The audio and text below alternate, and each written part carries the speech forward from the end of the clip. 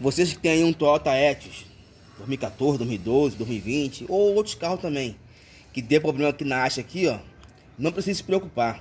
Apenas faça um furo aqui, atravessa o parafuso e coloca aqui na haste, que vai funcionar perfeitamente. Detalhe, vai ser melhor do que de fábrica, porque vai ficar mais seguro e não vai correr risco de soltar. É um trabalho rápido e seguro. E outra, e barato. Você por apenas R$ 2,50 você resolve esse problema, que vai comprar um parafuso, uma porca e uma arruela.